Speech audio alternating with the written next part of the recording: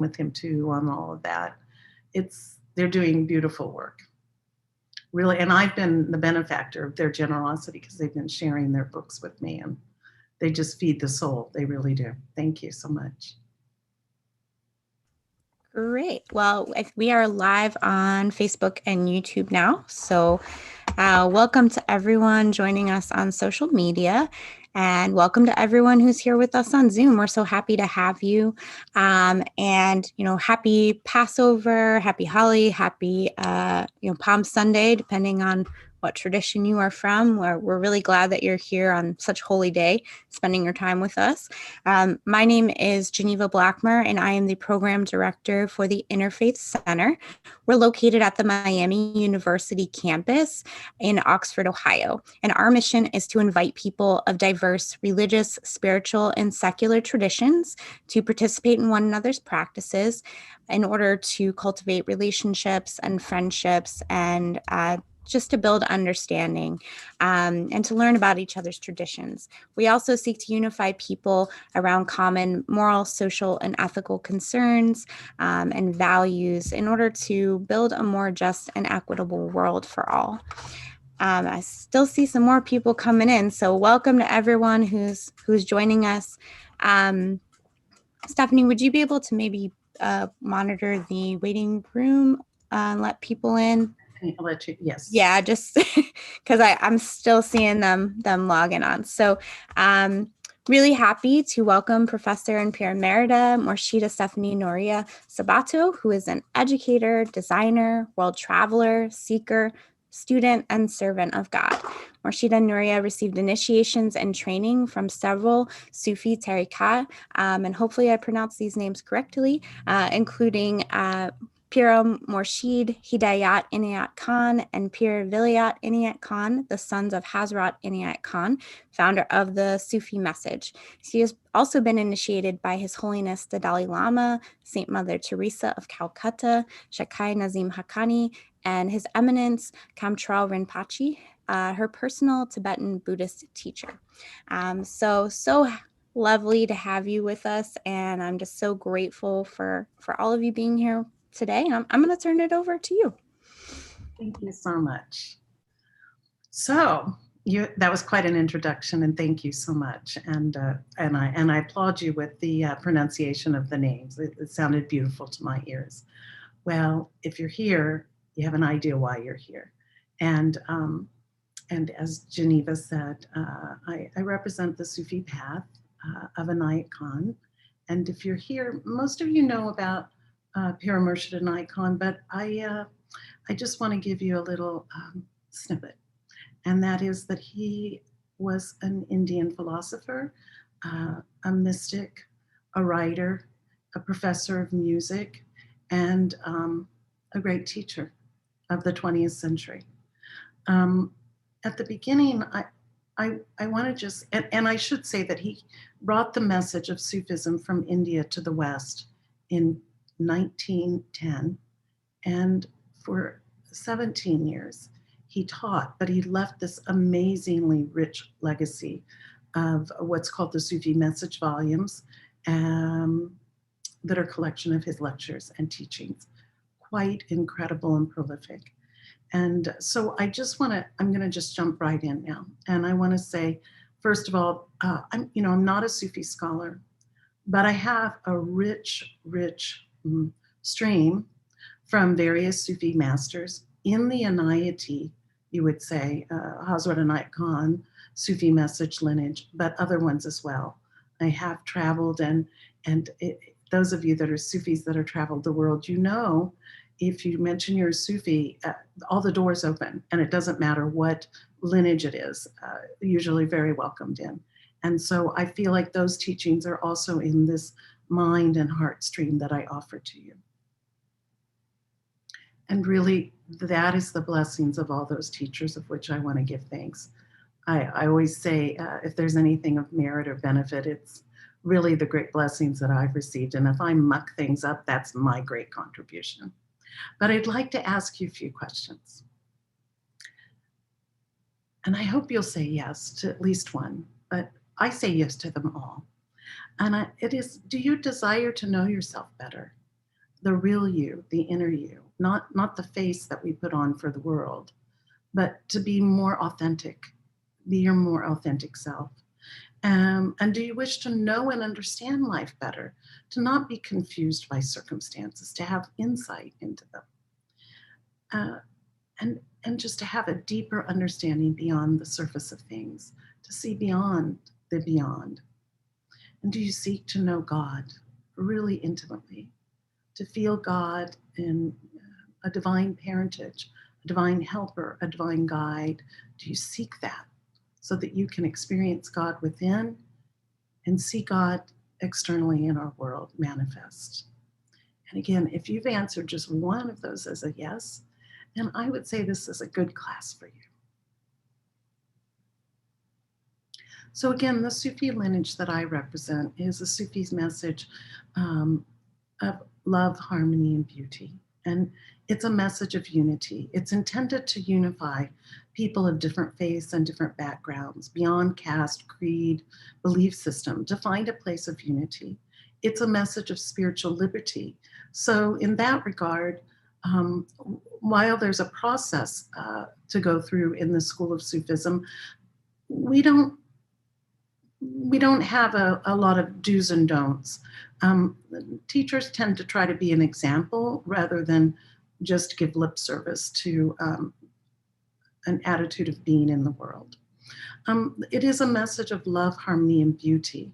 And these three words, love, harmony, and beauty, are words that Hazrat Inayat Khan, Sufi Inayat Khan, used to define this Sufi message in a very pithy way. You could say, those of you in advertising or marketing, this is the tagline, so to speak. The purpose of the Sufi message isn't to draw seekers to a new path, and we certainly don't proselytize. I mean, this maybe is the closest thing we get to it, is these kinds of public lectures, but we're not on the corner and we're not handing out pamphlets and et cetera, et cetera. It's something that a person would have a calling or a sympathetic vibration perhaps with an individual and have an inkling that maybe there's something more, and they may ask them, what are you involved with? What makes your life full? And sometimes that opens a way for someone to come into the path.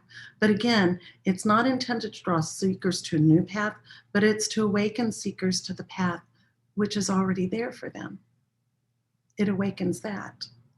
The Sufi message recognizes that truth is one, although it can be manifest in many names and forms. It's one truth. It comes from the one source. And therefore, the Sufi finds light and love in the divine spirit of guidance, the spirit of guidance that has moved through all the great messengers in the world.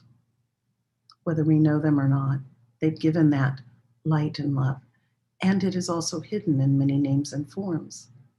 You've often, I think there's even a book by something about meeting the Buddha on the road. We don't know even who we're meeting in our day-to-day existence. It could be a totally enlightened being or an enlightened being manifest in a very simple way.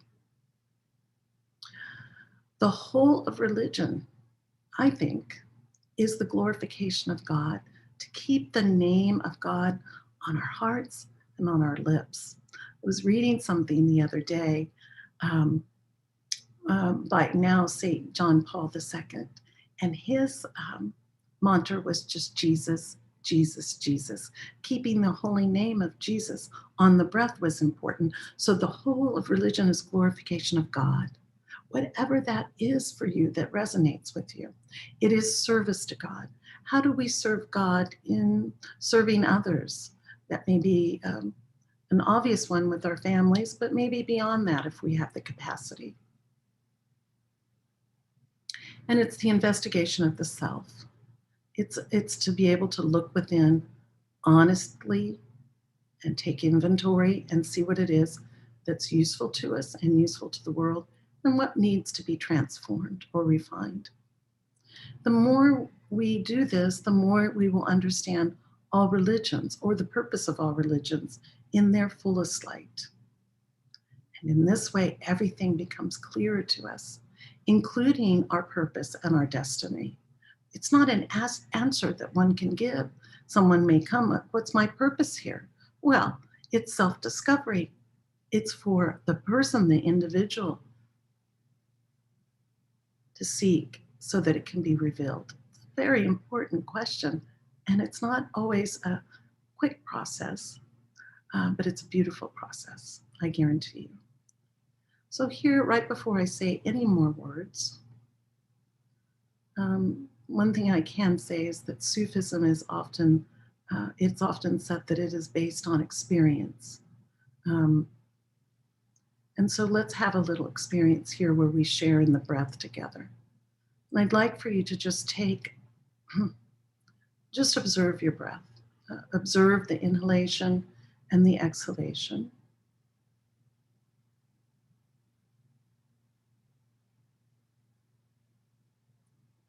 And if you will, draw the breath in and let it get a little fuller. Let it fill the rib cage. Breathe in that way, like the lungs are a beautiful fan that are opening and closing. Opening, or like a beautiful butterfly wing that's opening, expanding with the inhalation and closing and resting with the exhalation. And each breath should be slightly fuller than our normal breath. We're going to kind of work. It's an internal yoga. So we breathe in. Feel the rib cage get filled, not the tummy. We're not doing tummy here. We're doing this, the lungs, and then we exhale.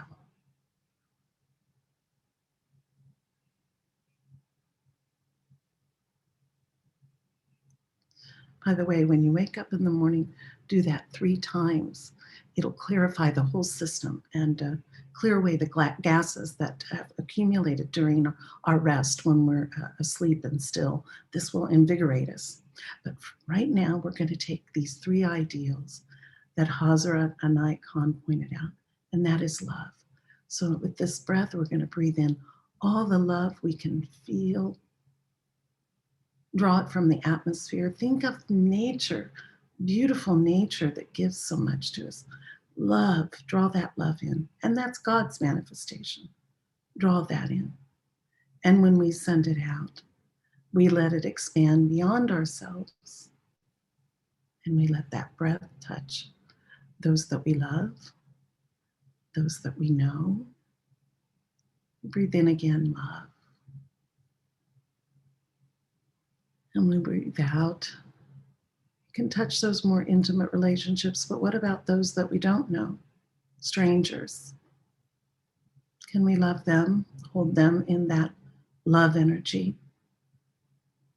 And then we breathe in again, and we breathe out, and we think, oh, what about those people that challenge us? Some people might call them enemies. I call them great teachers. We bless them with love. Because often that's what they're seeking, is really our love. And then we're going to breathe in again. And this time we're going to think about harmony. And what is harmony? And then we breathe out. Again, full breaths. Harmony is the desire to find a connection to something we love. So if we're in this state of love, we desire to be in harmony, to find a connection, to feel the desire to have a resonant vibration with someone. And harmony is very important because you know what it requires us to do? It requires to be a little less of our fixed self so that we can join with another or join in an environment, surrender to that. Harmony. Think about it when you're singing and you wish to harmonize with people. You're not blaring out strong, here am I. You're harmonizing your voice so that you hear all the voices. And so we know that when we love something, we desire to harmonize with it and understand it better. We want to be in cooperation with it. We want to accept it. And in this way, we become a flow, in a flow. Keep breathing. Deep, full breaths. Think of that accordion of the lungs or the butterfly wings opening and closing.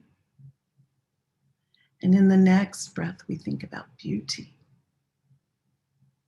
Beauty. Not beauty in the sense of object beauty, but beauty in the sense of something that's an active principle, a living principle. Mevlana Jalaluddin Rumi, the great 13th century Persian poet, he said, "Let the beauty we love be what we do. Let the beauty we love be what we do." So let that beauty create a kind of refinement and a nobility in your manner, in your speech, in your actions, and your thoughts. Become beauty. Share beauty. Now, just to move out of that and into kind of a historical context of Sufism, big clue, it's a big question mark. Because Sufism, if you look it up, you'll see it defined frequently as the mystical branch of Islam. And while one could say that, it is not the only definition of Sufism. I was speaking today with a friend of mine that I've made here, and he's from Iran, and he's a Muslim. Brilliant scientist as well. He's worked on the Mars rover, and it was so exciting when that was launched and landed a few weeks ago. And he's come to know that I'm on the path of Sufism. And so he said, "You know, my mother was a Sufi." And I said, "Really?" And he said, "Yes." She would take my sister and myself to the Sufi lodge, and we'd sing and dance there. And, you know, it was when he was expressing it, it was the sense of joy coming from him, a childhood memory. And I said, "Well, let me ask you, what's the thought in your country about Sufism? You know, does Sufism always wear the blanket of Islam?" He said, "No, not at all. It's much older than that." And that's what I've always been taught by my teachers. It's much older than that. So while Sufism can be a branch of Islam, it's not always categorized in that way. So we're going to explore some other things. First of all, I'd like to introduce the idea that Sufism is not a noun. It's not a category. It's not a column. It's a verb. It's a way of being. It's a way of living in the world. It's the way of interacting with people. It's the way of service and love. Sufism is adaptable, and that's why we can say during this great flowering of Islam, especially in literature and art and architecture in the 13th century, it came forward because it became forward and it was adaptable to Islam at the time. But it has been adaptable to other traditions as well. I could say that I have benefited from people that are Hindus that consider themselves Sufis, from people that are Buddhists that consider themselves Sufis, from people that are even in the Judaic faith that are consider themselves Sufis. They have this very broad outlook. So it's not easily definable. However, it is adaptable and it's living. That's the beautiful part of it. It's living. It's a living tradition, and it lives in and through us. Sufism is, I would say, trans-historical. It transcends historic boundaries, and it's trans-religious. And therefore, it adopts this broader view and doesn't limit itself by saying Sufism is this or that. It's bigger. Sufism is really, as this talk was titled, it's an inner mystical path. It's a path that leads us to self-realization and ultimately God realization. I mean, that's, to me, that's the goal, and it's the purpose, and it's the unveiling. It's the unveiling that leads to that. Sufism respects all religions, all faiths, belief systems, caste, political systems, and so forth. It ultimately leads to unity, both within ourselves, to find that unity within, not fragmented or compartmentalized, and unity without. Inayat Khan says it this way. It's very beautiful. The mystic says the explanation of the whole religion is the investigation of the self. The more one explores oneself, the more one will understand all religions in the fullest light, and all will become clear. Sufism is not only a religion Sufism is only a light thrown upon your own religion, like a light brought into a room containing all the things you want. The only thing that was needed was light. Imagine that. Light. So what is that light? And where is that light? And how do we uncover and discover that light? And how do we live in the light? First of all, we know that in the purely physical sense, light illuminates. And in the spiritual sense, light also illuminates. It makes us aware. It makes things clearer. And this light could be called wisdom. It's kind of the light of wisdom. Now, Sufism, and Inayat Khan for sure, can be traced back to the ancient Greek philosophies, philosophical schools, I should say, and to the goddess Sophia. You hear that connection between Sophie and Sufi? There's a connection there. We'll talk about it in a minute. But Sophia also means wisdom in Greek. And she's not just whatever you want to say. Sophia is not just an intellectual concept. In this sense, she's a living presence. And we can have a relationship with this wisdom, whatever you want to call it. In this instance, we're speaking about Sophia.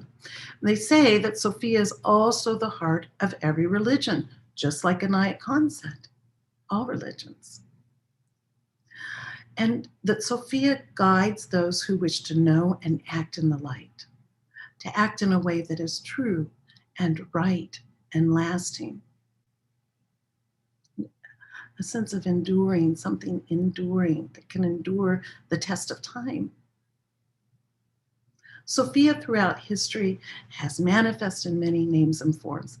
And some of you are going to really be very interested in this. I know I was. In Buddhism, she's Tara.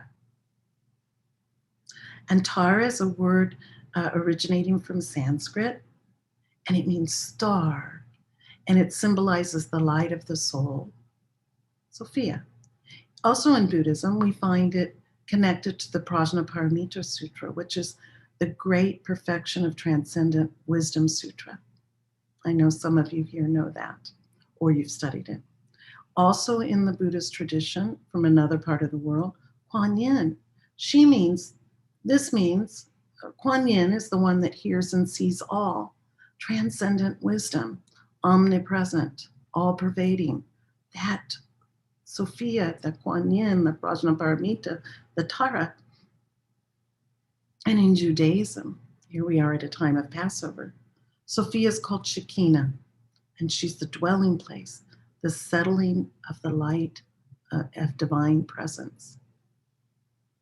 And in Christianity, she's the Blessed Virgin Mary, who gave birth to Jesus Christ, who we here refer to in the scriptures as the light of the world. So this illuminating awareness, and it can be found at the heart of every religion. I've only touched on a few here. And again, if we could think, what would we call someone in the lineage of Sophia? We could call them a Sophie or even a Sufi. So think about that. I think it's a beautiful connection. And just as Inayat Khan named 3 principles or qualities, the goddess herself, Sophia, had 3 daughters. They're called the 3 graces. You probably remember this from your studies. And of course, that's faith, hope, and charity. And they're also referred to as mirth, elegance, and beauty. And there's a connection there to love, harmony, and beauty. Sufism could be said to be like a prism and a mirror. And here's how. Sufism's like a prism, because haven't we all had these beautiful crystals or prisms, and the white light comes into them and then it scatters in all these different colors? Well, that's how it is. Sufism can be like a lens through which anything can come through and become clearer. And that disbursement can be the world religions, it can be different philosophical schools, but while they might appear separate, when they return back, they return to the one light, the one source, unity. Sufism is like a mirror, because you know what? Everything in life is mirrored back to us, but it's mirrored back to us through our own filter. And that's why two people can hear the same thing and interpret it entirely different. And you know that yourself. Perhaps you've read a poem, a passage, a teaching, something, and you read it at one point, you have an understanding of it or think you do, and at another point, you come to a much deeper understanding. This is because you've reached a point of more clarity. And in Sufism, we talk about polishing the mirror of the heart, because if the mirror is cloudy, or if the mirror is covered up, there's no reflection. And what we're going for, and that's very true, I see this in many other traditions, you want a very clear mirror, so that's what is reflected is pure and real. And so we work with these practices. And so again, Sufism is like a prism, offering clarity, and it's like a mirror. Now, the Sufis have methodologies for reaching and uncovering this light. Sufism could be said to be a progressive path of purification. And this I want to say, purification in this sense doesn't mean we're dirty or we have some sort of sin that we need to clear away. Purification is clarity, moving towards clarity. So we do these practices to help us move towards clarity. The Sufi practices allow the light to enter the heart. Sometimes the heart's closed because of circumstances that one has experienced in childhood or throughout adulthood, and it becomes closed. But Sufi practices allow the heart to open so that the light can enter our hearts, and thereby all of our faculties of perception. And again, it's like being in a dark room, and you open the window and the fresh air and the light come in. It's refreshing.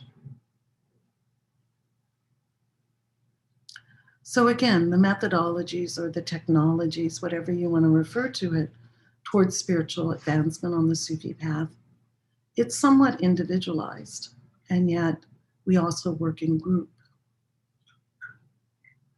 We work with breath. We work with sound. We work with meditation and contemplation. And all these practices, again, could be referred to as polishing the heart. Polishing the heart. There's a beautiful text. My teacher, early on, I think Wali, you may know this text, and others who know me have heard me refer to it. Kafsh al-Majuk, are you familiar with it? Murshida Vera, my first Sufi teacher, said, you read this book and you study it. And the whole book is about this process of purification. It also was very hard to get because it's the oldest Persian treatise on Sufism. It's a very old book. It was translated, those of you that are interested, by Reynold Nicholson. Nicholson, who translated so many esoteric language texts. It's a collection of interviews that the Sufi mystic Al-Hujwiri did. He traveled and he met with different schools of Sufism, because it's like different philosophical schools, like we can see in many other paths. And what he kind of distilled things down to was this. The true Sufi is one that leaves impurity behind. leaves impurity behind. And there again, we're talking about purification practices. But again, leaving purity behind isn't, impurity behind isn't because we're dirty. I just want to make that clear, because things can go in, our mirrors can be, or our prisms can be on different wavelengths, and it may sound different to your ears. But I want to say it's not leaving something that's bad about ourselves. There's nothing inherently bad, but there can be things that are confused or lack clarity. So we could say it's leaving confusion behind. Who wouldn't want to have more clarity in life, more understanding, more wisdom? So in my Sufi tradition, we begin with a breath. And this breath is called the Purification Breaths. Now, some of you, I recognize you, you're from other, even a Nayati lineages here, and you've maybe learned the Purification Breaths in a different way. And those are all very valid, and they are so significant, and they all have their different purpose. These breaths I'd like to offer, and I can give Eva the link. So if you want to refer, don't be worried about, am I remembering this correctly? I'll give you a link that will give these breaths and the practices line by line. It'll take you through. So these practices were given by Inayat Khan in 1925. And again, they were called the Purification Breaths. In other Sufi tariqas, they refer to these breaths. They do them in a different way. Nothing is right or wrong. They all have their purpose. But I would like to share these breaths with you. The breath, I'll just say a few words, moves in different directions, and it has a purpose. It's like we're going through our subtle bodies and our internal bodies and our energy bodies and our nervous system and subtle nervous system, and we're kind of moving the breath in different ways. You don't have to do anything except for breathe in and out, and I'll give you guidance about how to do that. Now, there is a phrase that Inayat Khan gave to put on the swing of your breath. And it sounds like this, and I will repeat it throughout the practice because it flips. The first phrase while breathing in is, I inhale divine light and life. And when we breathe out, the breath is, I exhale divine life and light. So we move from that very subtle light, bringing it into life, moving it from life into light. It's very subtle. Okay? So the first breath we're going to do, and the breath is given in a cycle of 5 breaths, and each one done 5 times. The first one is breathing in the nose and out the nose. In the nose and out the nose. So again, let the breath become a little fuller. Think of it as a kind of internal massage, an internal yoga.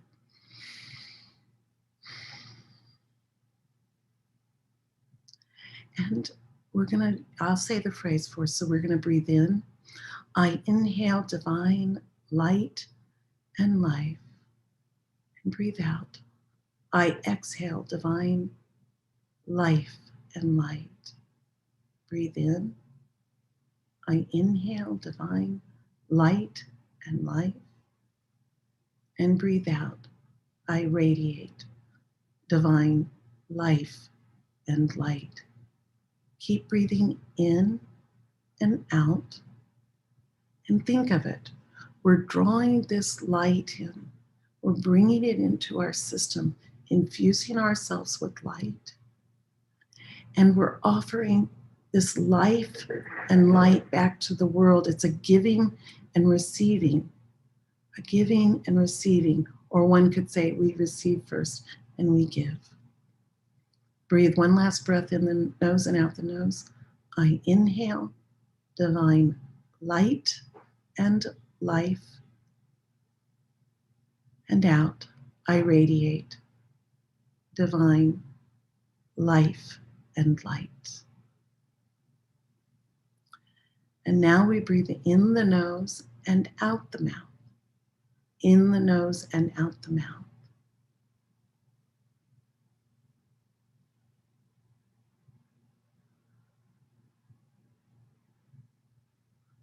I'm going to backtrack just a moment. You keep breathing in the nose and out the mouth to kind of clarify for those of other organizations or lineages, sometimes that first breath is referred to the earth breath. And it's so because it's very stabilizing and the breath moves in a horizontal stabilizing direction. This breath is sometimes referred to purification through water. It's breathing in through the nose and out through the mouth. The natural inclination of water is to flow downward. And so this breath is going deep into us. So we breathe in through the nose. I inhale divine light and life. And we breathe out through the mouth. I radiate divine life and light. Again, in through the nose and out through the mouth. Breathing in light and life and radiating through every cell of your body. Radiate life and light. Last time, inhaling, I inhale divine light and life, and I radiate divine life and light. Now the breath turns again. We breathe in through the mouth and out through the nose. In some traditions, this is called purification through the fire element. It is the fire element. When we get to the end, you'll see the connection with all of it. But fire, what does it do? It purifies through heat. It cooks our food. It illuminates our path. It's the torch. I mean, the world changed, the humanity changed, everything changed in history the minute fire was discovered. So we're discovering that fire in us, but we're not going to let it burn us up. We're going to allow it to illuminate us. So we breathe in the mouth and out the nose. I inhale divine light and life, and I radiate divine life and light. If the phrase is complicated, just think this. Breathe in, light, life. Breathe out, life, light. Make it a cycle, breathing in the mouth and out the nose. Let the energy rise like dancing flames.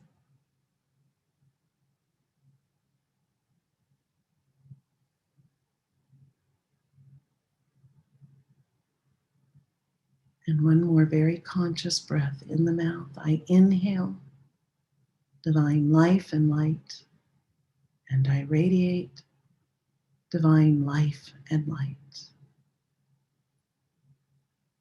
The next breath is breathing in and out the mouth. And I like to think of this like our bodies become like an open window or like a screen door that the air, this is the element of air. Some people use the purification of the air element, and breathing in and out, everything becomes very open and purified with the air element. So we breathe in the mouth and we breathe out the mouth and we inhale. I inhale divine light and life, and I radiate divine life and light. And like the air element, especially here, we're living at the beach, we see branches dancing every which way, or leaves going around, or sometimes the sand twirling around. The air element's very open, very expansive. It moves in all different directions. So we're breathing in light and life, and we're breathing out life and light, and it's dancing all through, around, and just moving through our entire being as if we're just completely open. I inhale divine light and life. I radiate divine life and light. In and out the mouth, like sipping on a straw.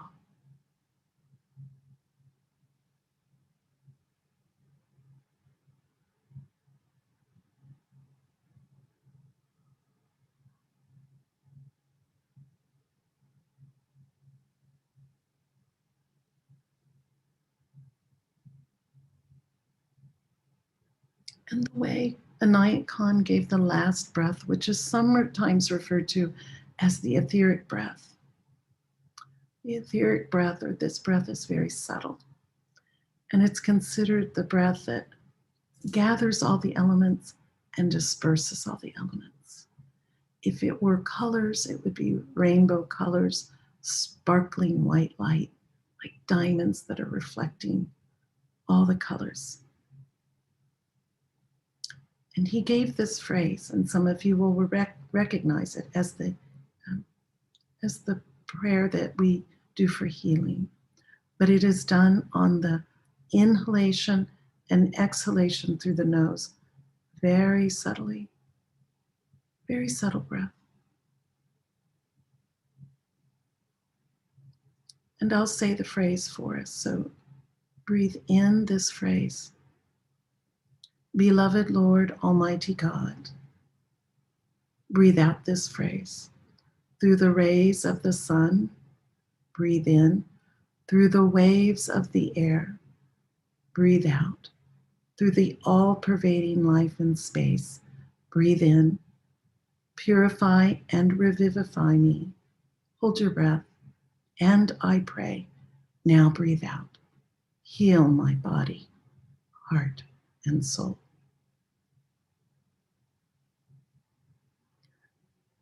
When Inayat Khan gave the practice to his students in 1925 at a summer school, he said to do that 3 times. And if you listen to the words, I'll say it one more time, and you breathe in, Beloved Lord, Almighty God, and breathe out. Through the rays of the sun, breathe in. Through the waves of the air, breathe out. Through the all-pervading life in space, and breathe in. Purify and revivify me.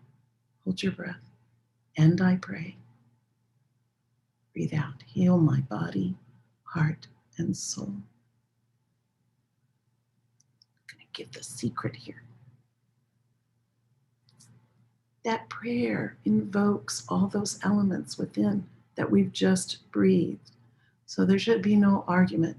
The purification breaths, the elemental breaths, the da-da-da-da breaths, they're all there. And the elements are always alive in our being. So again, I'll provide this link. I want you to consider this a gift. It's a beautiful gift. If you only took 5 to 7 minutes a day to do this practice, it would have great benefit for you. So there's another mystic, poet, scholar that I want to mention here. His name's Hafiz. And he says this: fear is the cheapest room in the house. If we're living in fear, we're not in love. If we're living in fear, we're in confusion. We're not in love. We're not in the light. There is fear. There's been a lot of fear lately because of the pandemic. We don't even know if 2 weeks from today we'll be alive. I mean, that's how it was in the beginning. We've learned some strategies now. And the vaccines are starting to arrive. Still, fear is the cheapest room in the house. Hafiz goes on to say, I'd like to see you living in better conditions. Who doesn't want to live in better conditions? It's not an outer state. It's not where we live or even how we live. It's what we're living from the inside out.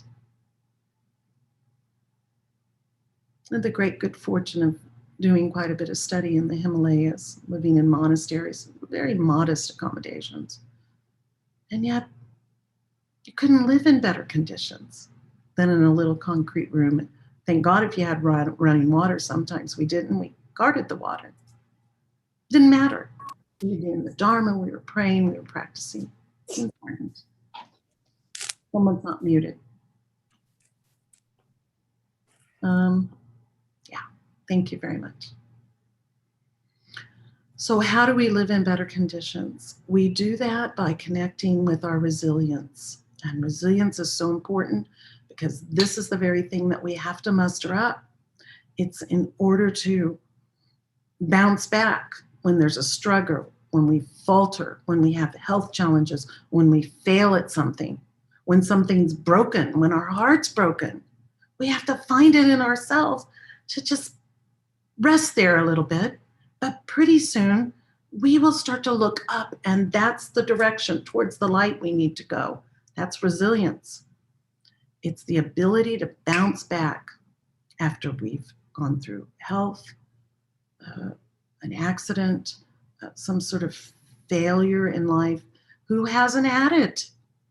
It's called life. And then there's this new term that's coming out, and it's called grit. In fact, I think there's a book that's written about grit and resilience.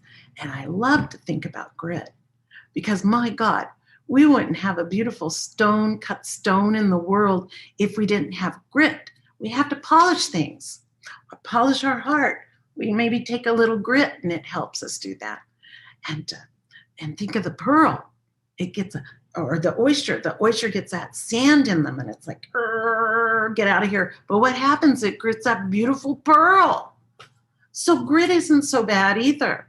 We might get a pebble in our shoe, but I go down to the beach now and I rub my feet on the sand to smooth my feet off, my feet off. So grit's good. It can polish us. It's when we let those things define us or just start to destroy us. That's the problem. We don't want to do that. So here's the second practice. And I'm coming to the close, and I think I've gone over a little bit, and you all have been not quite over yet. I might make my time limit, but if not, if you want to stick with me, that's great. If not, the recording will be elsewhere on Facebook and YouTube. But there's another practice I want to give, because this practice can help us build resilience. And those people in my immediate care, we can take this as our next practice till we meet again next month. And we can add it to the current practice that we're doing. I want to talk a little bit about these practices and get back to this idea of living in better conditions. Those conditions are our inward environment. So we're going to repeat a divine quality or divine name. And the qualities are given in these ancient languages. And why are they given in ancient languages? I know some of you have heard this, but I'll say it again. It's the best example I have. When I was a young girl and going to Catholic school, I had a nun who was a mystic for sure. And she'd say to me, I'd be alone sometimes. She'd keep me in from the playground. I was often not well. There were emotional things in the family, and it weakened my body. And she understood that without drawing my attention to it. But she'd make excuses. You have to stay inside. You have to empty the trash, and you have to clean the blackboard. And then she'd teach me these things. She'd say, I want you to never forget that the beautiful sounds that have been made by all the great composers in the world, that vibration still exists. Tune your ears to it. And she said, the breath of Jesus Christ and all the great teachers, that breath still exists. Tune to it. So this is also part of Sufism. She was a Sufi in a nun's habit, very traditional. And she was tall and she had big prayer beads. Everybody was scared of her, but I knew. She gave me a peek under that habit. Anyway, she understood that, and Sufis understand this. We sometimes say we practice in the manner of our teachers. We adapt the manner of our teachers. That's why there's a great responsibility when someone's put in that role of teacher. To try to be as, we're all humans, we all falter, but try to be as impeccable and given a good example as we can. So, like my sister Mary Eugene was her name, the nun, she understood that these great prayers have come to us in Sanskrit, Latin, Hebrew, Arabic, Greek even, Aramaic, these old languages. They're different than English, and they're different than the newer languages because they have, again, that vibration that's been set up. We could even say from beginningless time. And if we tune into it, we can benefit from all of the times Those prayers have been said on the lips and the hearts of all the great devotees, all the people that have had the greatest devotion. And that's what we're hoping to gain a little bit of too. This great faith and devotion.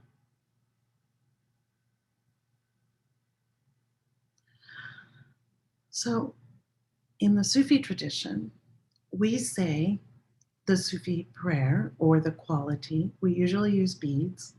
I have some on my arm. I'm never far from my beads. I have another little prayer here. A girl could never have enough prayer beads. Anyway. So some of you are saying, they said 33 times. Is anyone saying, why 33? It's a question that has to be asked. Well, let me just give you a little history about that number 33. It's a pretty magical number. For example, in the Vedic tradition was a very old tradition in Hinduism, or that classification of Hinduism. There are 33 deities, holy beings, gods. The second level of heaven in Buddhism means there are 33 gods. Two traditions, two old traditions. Also in Buddhism, Avalokiteshvara, you sometimes see this Buddha with all these arms and heads, and that's the Buddha of compassion. That's the number of incarnations that this Buddha, Avalokiteshvara, took before reaching the entire enlightenment. The name Elohim appears 33 times in the story of creation in the opening chapters of Genesis. And it is said that in the Quran, the Holy Quran, as all these books and traditions are holy, there are 99 names associated with God, which are qualities associated with God. So therefore, a Sufi teacher would give this practice to their student usually 101 times. And there's a mysticism to that, which is a whole other lecture, which I would like to give sometime. Anyway, a mysticism of numbers, the hows and whys. Are you paying attention, Eva? Just invite me anytime. Anyway, we use these beads, and they're divided up into, I divide mine into 11. There's my 11. But then I also divide them into 33.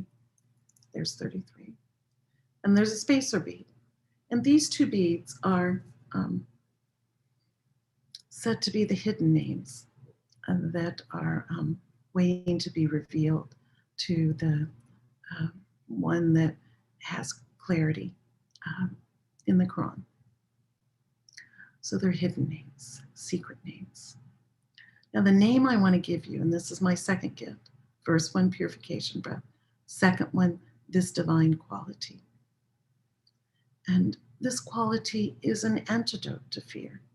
Like Hafiz said, the cheapest seat in the house is fear, but I'd like to see you in better accommodations. So who doesn't have a little bit of that every now and again? But if we want to overcome that, if we want to find inner strength and confidence to live in better conditions, this name maybe is the name that can help you. And the word is Kawi. Kawi. It's spelled or transliterated Q-A-W-I, but you could think of it almost like, K-A-W-E-E, Kawi. And it means this unlimited strength. It means endurance. Endurance. It's a kind of resilience. It's like vigor and strength that prevails over things. And I'm not talking about I'm strong. I'm talking about I'm strong. I'm strong in here. I can help carry you. I can help myself. I can help others while I'm helping myself. This is the part that I'm talking about, this kind of strength. The one who is beyond all weakness. So I'd like to do this practice with you here at the closing, and then I'll have a few more words before I really close. But we're beginning towards the end of our journey together. And we're going to just say this first 11 times aloud, kind of toning it. I'll demonstrate. And we're going to use the prefix Ya. Ya is like, oh, divine one. Oh, the one who I desire to know. Oh, please come close to me. Let me feel you near me. It's an invocation. So we're going to use this Ya and then Kawi.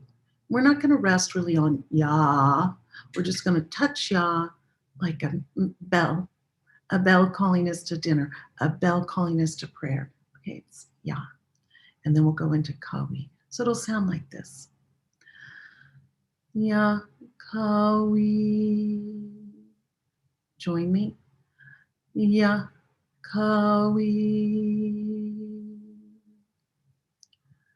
Ya Kawi. Ya Kawi. Ya Kawi. Ya Kawi. Ya Kawi.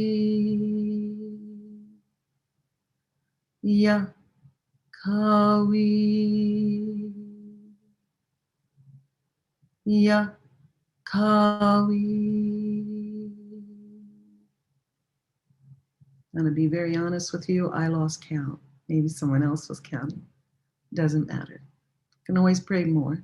Just don't pray less. And now we're going to whisper this sound, but we say it now softly, intimately, with the confidence that that quality has come near to us. And now we're not calling to that quality. You who I'm over here. No. We're saying, oh, you've come close. And now I'm going to whisper.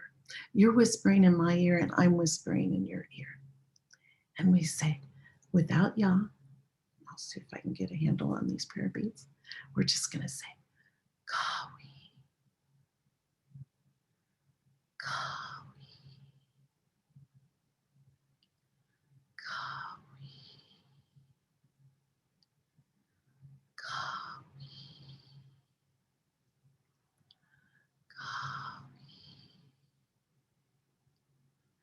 Kawi,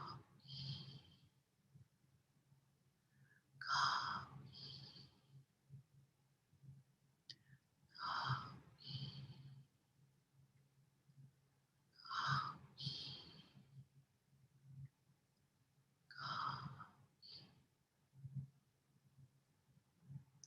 and now it's even more subtle. We just breathe in and out, tuning to that vibration in the atmosphere, tuning to the internal vibration of that sound with confidence that that quality is becoming enlivened in the atmosphere around us and in our internal atmosphere. So we just breathe in and out silently the sound Kawi.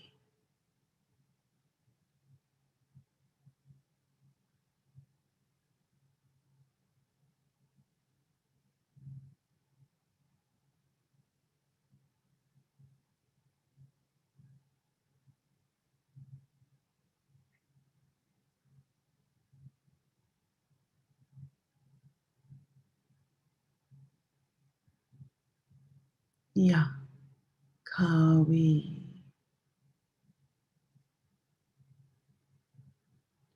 So take this as a practice. When you feel you need to be uplifted, invigorated, feel strong, when you need to endure, who doesn't need that every day? So those of you that are new to the practice, try it on. The words may sound strange, but the truth is it bypasses the thinking realm and it tunes to a vibration.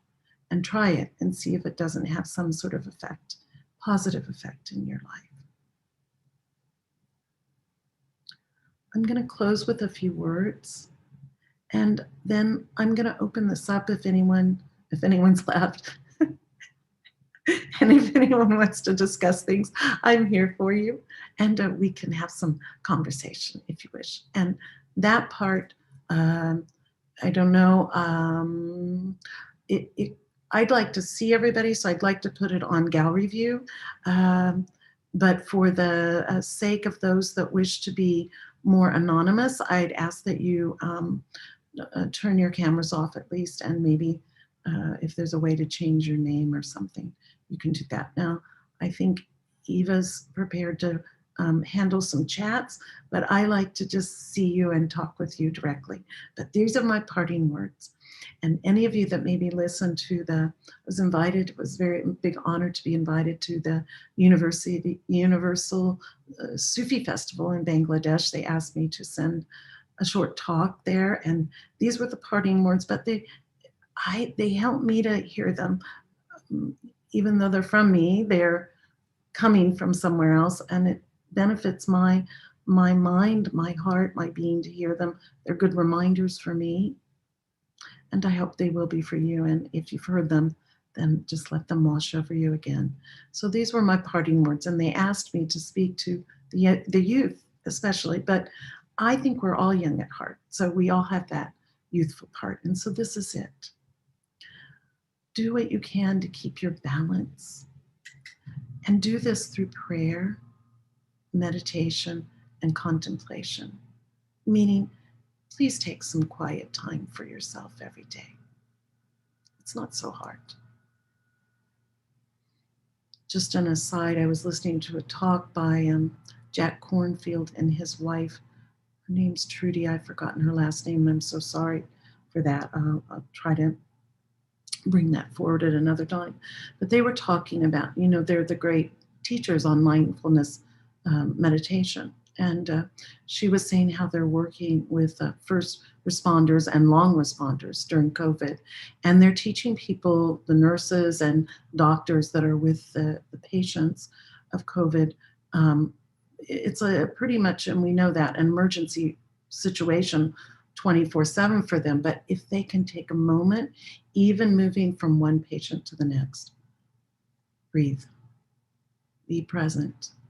Don't think about what's in the past or coming in the future. Be present. That can rejuvenate you. So keep that balance, keep that breath, keep that prayer. Spiritual practices are important. It doesn't matter what form. Again, just like St. John Paul II said, the name Jesus is enough. Buddha, Allah, Yahweh, whatever it is for you.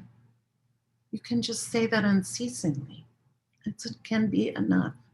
But tune to the frequency and vibration of that holy being, that holy tradition, and your lineage in Sufism. Lineage is very important. All the teachers that have come before that whole lineage, that's that line of master saints and prophets. But more than just that, open to all the holy and wise beings, whether they're known or unknown to you. I believe if we open ourselves in that way, then they will come and they will guide us. They will uplift us. They will inspire us, and they'll protect us. And sometimes that protection is even from our own thoughts. Sogyal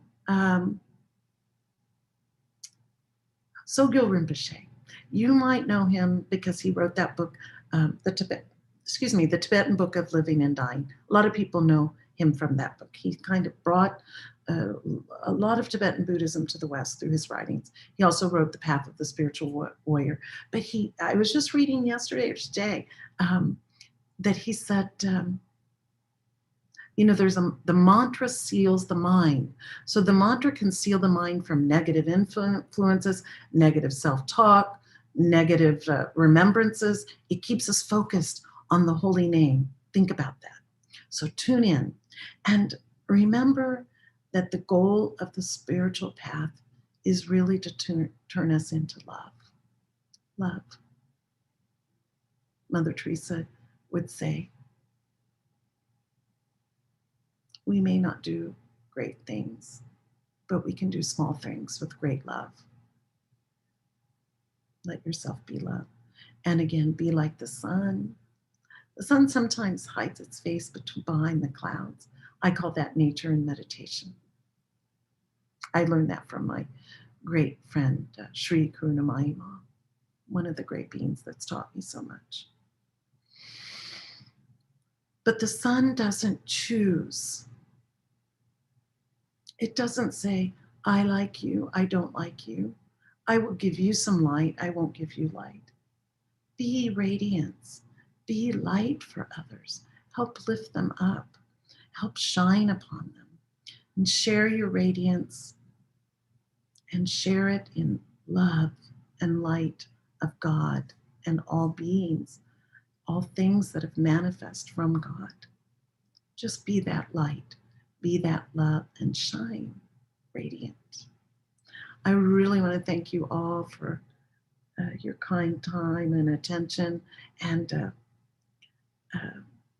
those of you, I think probably we'll put this on the YouTube page, but those of you that don't know me, you know that I want you to know you can reach me through Sufi-message.org. There's a contact place there to find me if you have more questions or need direction in some way. Oh, and Geneva, thank you so much. She put it there for you. So let's just close with a prayer of thanks for this time together, that we have the beautiful ability to sit together from around the world, and we have electricity and we have computers and all the things that allow us to be connected. What a privilege, but most of all for these teachings and for all the holy ones that have guided us through this time together and will come to guide us onward. I send my love to you and my gratitude. Thank you so much for the invitation, Eva, and thank you all that have taken the time to attend. Thank you. Thank you so much. So we are going to open for a Q&A. If anybody wishes to ask a question directly, you're welcome to. You can go ahead and unmute yourself. Only when you're speaking, though. Right, only when you're speaking. And I'm going to look at the gallery because I want to. Yes. Hi. Hi. Hi. We did have a question that came in on YouTube asking if you could recommend a reading for someone who was just beginning with Sufism. Yes, I can. And you can go and buy a book, but there is a wonderful website, and maybe Geneva. Okay, so I'm going to spell it. The first word is Hazrat. It's Hazrat hyphen Inayat, INAYAT hyphen Khan, KHAN.org. There are complete teachings out there of a Hazrat Inayat Khan. And if some of you are Sufi initiates and aren't registered, register. And if you want, there actually are some teachings that are available publicly, but in Sufism, we have different levels of initiation. For me, everything should be public, but some people don't feel that way. So if you have more advanced initiations and would like to see those teachings that are, and I'm going to name these names, some of you will or will not understand, but the Sangitas, the Sangatas, the Gitas, the Gathas, and so forth. If you write to me, I can write to the person that's in charge of this database, and we can open that up for you to the greater levels of the teachings. But I would recommend the thing that my teacher recommended for me when I first started. There's a section in Sufi Message Volume 1, which you'll see there, which is called The Way of Illumination. She wanted me to just read the portion that was called the inner life. So you can read that. That will talk a little bit about this path. The Sufi Message Volume 13 is called The Gathas. And that really is kind of a progressive linear teaching through Sufism, and it is often used in training students on this path. The other great book is called The Unity of Religious Ideals, which is, I don't know if someone can help me, Gemma, maybe Nur Latifa, somebody, Mumtaz. What message volume is that? The Unity of Religious Ideals. You can look it up. 10? 10, okay. So those books are really good. And I think it does take some study and it does take some reading and thinking, because it is an inner path. And those teachings are available to kind of ask you, is this for you? Some people don't want that. They want something that's more organized and external.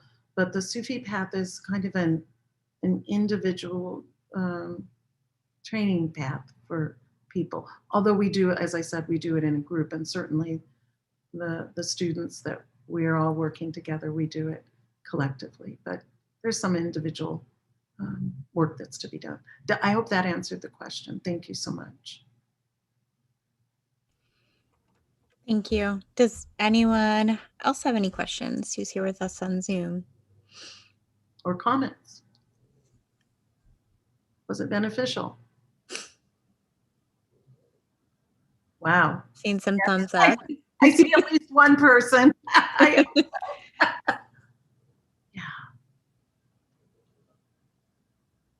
Wally and Ariana, did you hear me? Could you understand my English? Yeah. Yes, Very of course. clear. Very Thank clear. you. And it's good to hear all these things again. Isn't it? Yeah. Even when it's not new, it's still always fresh. It is. And it's like it makes us feel effervescent inside, like bubbles inside, I think. Yeah, it's a bit like reading Inayat Khan, because he's not a native speaker. His language is very simple, and it's deductively simple. You can just sort of read through it, okay. But then if you really weigh the words, you see what depth there is around it. And if you read it again after 5 years, you keep discovering new things. Isn't it true? It's so beautiful in that way. It can communicate at many different levels. All great teachers do that. Yeah. Anyone else? Seeing lots of positive feedback coming in the chat. Good, Sophia. Did you have your hand up? There you go. Yeah. I would like to know how love, harmony, and beauty are related or interconnected. Could you elaborate some more about it? Well, and maybe just look up those words in that database I referred you to, because Mersha talks about that real clearly, about how one develops into another. And I apologize if I wasn't clear at the beginning with that breath, but he talks about we develop love for something, and we're not, sometimes it can just begin in a small kind of way, like a personal love. Mersha's talking, I think, in a more universal sense of love, but we start there, it's like, we can start with just individuated love, but we want it to spread bigger so that it's has a broader scope. And he talks about love transforming into harmony through the desire of wanting to get to know something better or become closer to it. So for us, it might be the teachings, or it could be a person, or it could be a resonant vibration with a teacher. We want to harmonize with that individual. We want to be in the flow of their vibration. And then that naturally transforms into great beauty, because it's like, as I can't think of any better quote than the one of Jalaluddin Rumi of, let the beauty we love be what we do. So then it becomes an active principle of beauty, of sharing that and becoming that. And, those great beings had such, we can only imagine how it was. We see it a little bit in some films. Inayat Khan, he had great beauty, and he had great charm. Some of you know I had the great opportunity of being quite close to his youngest son, and he would tell these stories of his father. About his father was always, he's always looked so serious in the photos that we see of him, but the truth is he was very joyful person, and if someone came to him sad, they'd leave smiling and laughing. He uplifted people, and he said he joked a lot with people. He was happy. So that's a good image to keep of Inayat Khan. And his son Hidayat was like that, and to some extent also Vilayat. I mean, they were just that way. They were very normal, you might say, not pretentious. And those of you that know Pir Shabda, you know that too. Wali Ali, those people, they're just, you meet them and you think, oh my God, what's so special about them? Why am I going to sit and listen to a lecture about them? And then they start to speak in this incredible, but they still may go home and not wash the dishes or throw their socks on the floor. They're human beings too. We're all working our way towards something, but have we arrived or not? No, life is taking us. And our inner life is taking us. So, I'm off the subject. I'm sorry. Yeah, go ahead. Make sense? Yeah. Anything else? Was there anything in the chat, Geneva? Not seeing any questions, just a lot of thanks and gratitude coming through. So sweet. Does anyone else have any more questions or comments? So happy to see you. Alan, you're someone I don't think I've met, have I? Alan? Hi, thank you. No, I've not been in one of your talks before. I've attended several of these, so I'm really excited. I am doing some interfaith studies of mysticism, so this really, really, really helps. So thank you. Thank you so much. And Susan, do I know you by another name, Susan Sutton? You look familiar, but I'm not picturing you. It's like, have our paths crossed at some point? You're muted. Let's see if I can unmute you. I can't do that. I don't have that function. I'm sorry. Did There that you work? go. There you go.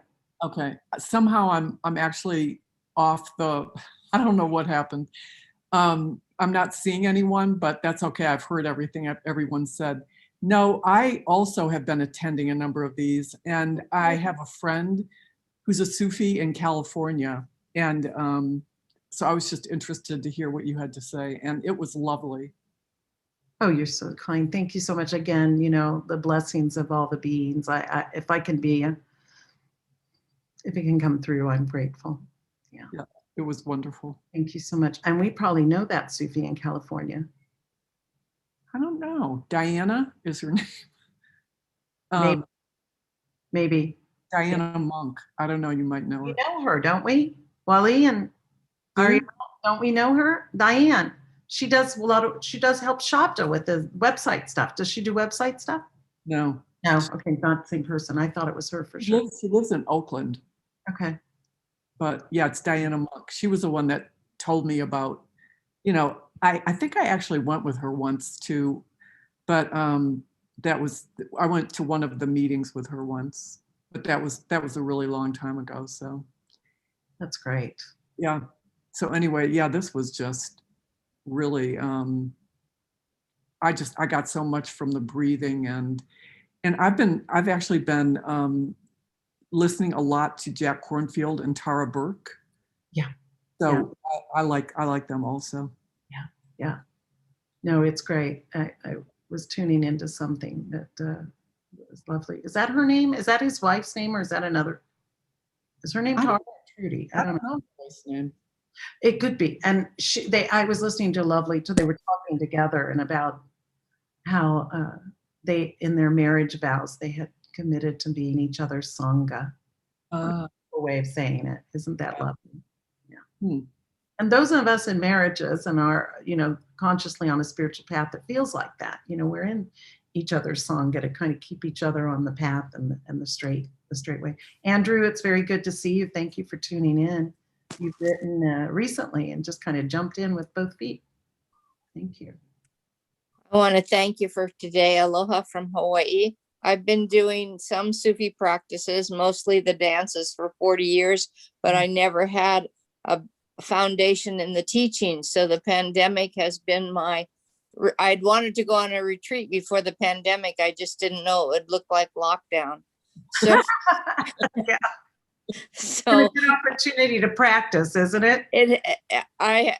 And I'm quite impressed with the Hawaii State Library, the number of books on Sufism that they have, because I've read and read and read, and so I feel like I'm up to speed now. After 40 years. Yaksan was my first teacher. So thank you. Thank you very much. Thank you. Okay, it looks like our numbers are dwindling. Am I right? Because I can't see anybody but people on the screen. Is that it? Yeah, we only have about 20 people left on the call, but that's okay. I think that some people only have an hour, so we tend to lose people right on the hour. So thank you to everyone who stuck around. And does anyone have any more questions or comments before we wrap up? I just want to say, Mumtaz, thank you for being here. You look a little bit different than the last. Did you have the beard the last time I saw you? No. Is this pandemic beard? And I've got COVID hair now too. What a delight to be with you and your sharing and the practices that you gave us. I've been a Murid for 45 years and already there's always something new. There's such a richness to the teachings that are available. So I hope I know everyone who was on this got that feeling about its availability and the openness and access that you give to everyone, my dear Nuria. He's my buddy. Yes. And Jasmine, are you in Costa Rica now? Yeah? She's frozen. She got frozen. Jasmine, are you? Yes. Yeah. Good to see you. Yeah. Thank you. Lovely attending your class. I just love the way you put your love on the message. Thank you, sweetheart. Thank you. And there's Janice and Robert. Hey, you two. Love the purple couch still. Maybe I'll go couch surfing one day out in California and come and stay there. Nur Latifa, you're doing some planting up there. She and her husband are our farmers, and she's got some good love she gives to a lot of people at the hospital where she works. So thank you, my dear. Toasting you for that. Thank you. Love you. I know. We're like this. Savitri, there you are. Love you. And Well, Gemma, she's my right-hand person. She's the one that makes sure all the mailings get out. She's got all those arms and tentacles. She's reaching out all the time. And there's the other of you on. I don't know you and I don't see you, but Marilyn and Enoch and of course Nuranisa, Nancy, and Joshua, and who's Keith? Keith Washburn. I like that. Superman. Underdog. Yeah, underdogs are great. They surprise you because they're really supermen in disguise, and women, right? Well, I send all of you my love, and you know how to reach me, or you can reach me through the website. And thank you so much for just encouraging me. This is great study for me to prepare too. So I learn a lot too. So thank you so much. Thank you. Thank you, my love, and blessings. Aloha and mahalo. Thank you. Thank you all so much. Have a great afternoon. Thanks for joining us. Thank you. Bye-bye. Bye.